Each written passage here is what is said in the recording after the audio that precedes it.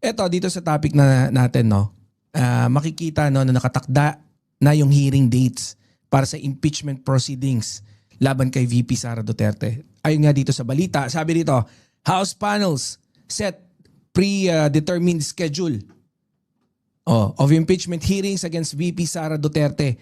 Ito nga ay gaganapin sa March 25, sa March 25, 2026. And then, syempre, ngayong taon na to. And then April 14, April 2022, April 29. So yan na. Meron na tayong may mga nakalaan na. So ayan meron na mga dates. Ang pangunahing personalidad dito, syempre, ng impeachment, si Sara Duterte. Kanina nga yung kaganapan, panalo tayo doon. Naglatag na yung House panel ng petsa ng pagdinig. At yun nga yung mga binanggit natin kanina, March 25, April 14, April 22 at April 29. Ipinapakita nito na umaandar talaga yung proseso, no? Na sa mas konkretong paraan. Alam nyo, kapag may malinaw ng schedule ng hearing, ibig sabihin ay lumilipat na ang usapin mula sa political discussion papunta na sa formal na procedural stage para sa publiko. Senyalis lang naman to na ng seryosong pagsulong ng impeachment process laban kay VP Sara. Kaya winner tayo dyan. Pinag-usapan nga kung may sufficient in grounds para pwede na mag-proceed. No, kung patuloy ba tayo magpo-proceed dun sa sabi itong si Your Honor, Your Honor, no, marami na po akong naatenan, no, na meron na po tayong naatenan na mga impeachment, no, na nakadanas po tayo. Pero ngayon ko lang po narinig yung sufficient in grounds. Pwede niyo po bang pakipaliwanag po? No? Sa tingin ko po kasi dapat mas nung dati pa natin yung unang tinalakay bago po yung sufficient in Natawa ako Kaya yon, no? Panalo, pinahiya ka agad Kaya ito maganda to, no? Meron na mga dates. So yan na. Magpo-proceed na tayo dun sa mga impeachment hearing. Ito,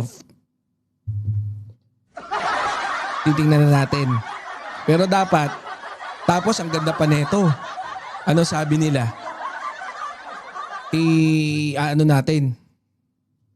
Ituloy-tuloy, walang recess. 'Di ba? Sabi kahit naka-recess kami, magkakaroon tayo ng hearing, impeachment hearing. Ayan. So sa mga tweet, iba sa mga dates na yan, naka-recess sila. Kaya lang, walang pake. Di ba? Walang recess, hindi kagaya dati. Walang, forthwith kagad. Tuwad, parang gano'n. Walang tuwad.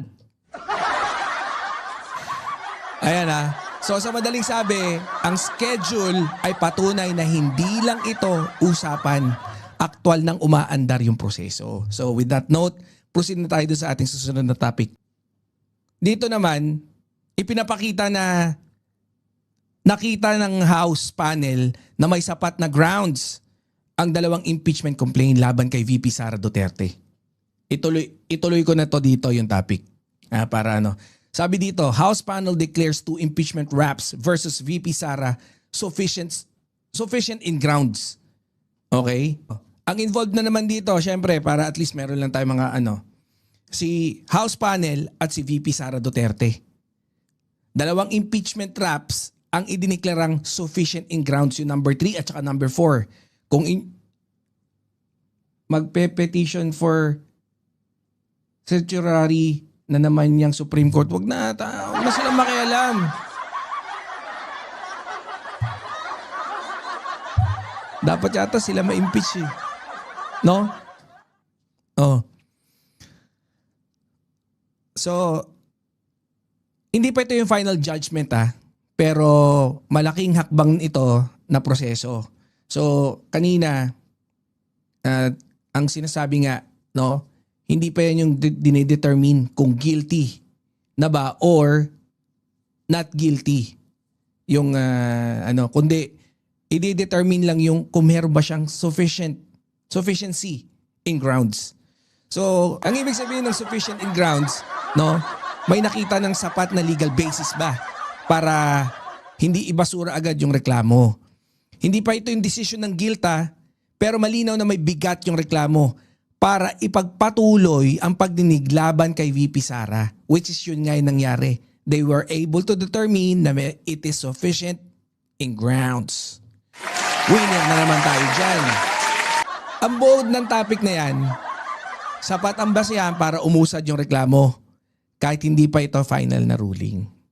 Dito tatalakayin natin yung kasi tampok dito yung pahayag ni Robby Tiangco tungkol sa posibleng motibo daw sa likod ng impeachment laban kay VP Sara.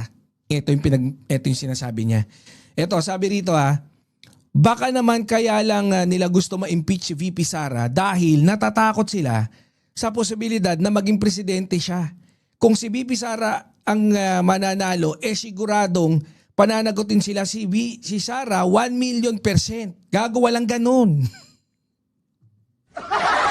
Saan nga naman kukuha ng 1,000,000%? DDS, utak luga.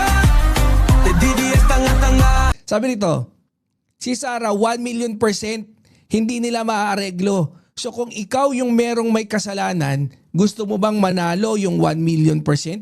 Hindi mo maaareglo?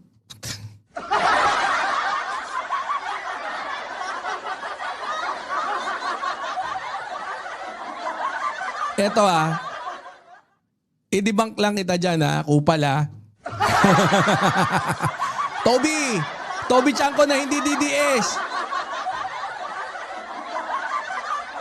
Eto so 1,000,000% daw. Kung dati pa lang hindi mo naman kaibigan, wala kang tiwala kay PBBM, putya, paano ka naareglo na sumama kay PBBM bilang vice president niya? Sino rin nagkumbinso sa'yo na during 2022 campaign, tumindig ka ron at purihin si PBBM at mag-I love you kang hayop ka? Oh, Toby, paano yon? Tumagal pa ng isang taon halos. Paano hindi makukumbinsi? Kung hindi siya believe kay Martin dati, bakit siya sumama? Di ba? Hindi daw nakukumbinsi. Ang dami mga pagkakataon na kung saan etong si Sara baliktarin. Oh. Si Madriaga, tropa niya, sabi hindi daw. Putya.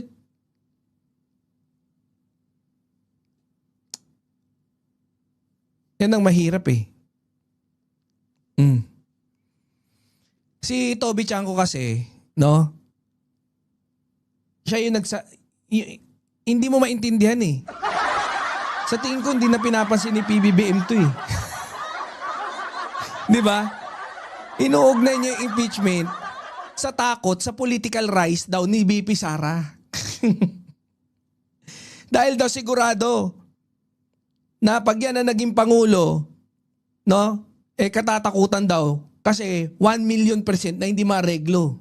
Bumabanat na kay PBBM. Sino daw ba? Sino madalas banatan ni Toby Tiangco? Kundi, di ba si PBBM?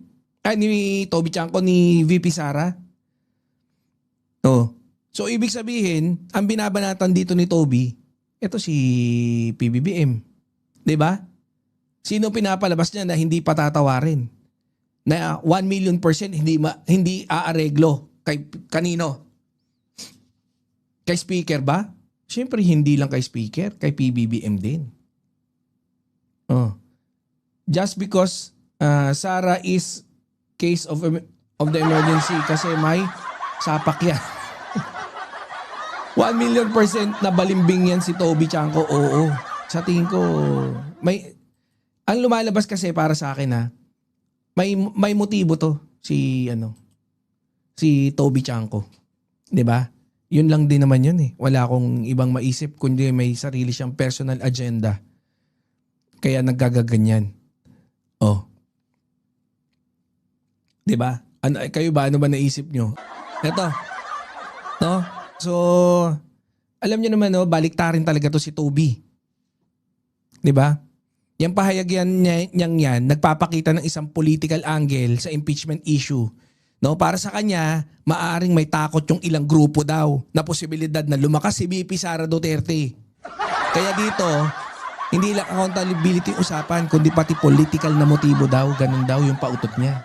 Madaling sabi, ang tanong dito, pananagutan ba ito o politika rin ang mga nagtutulak? So ano ba?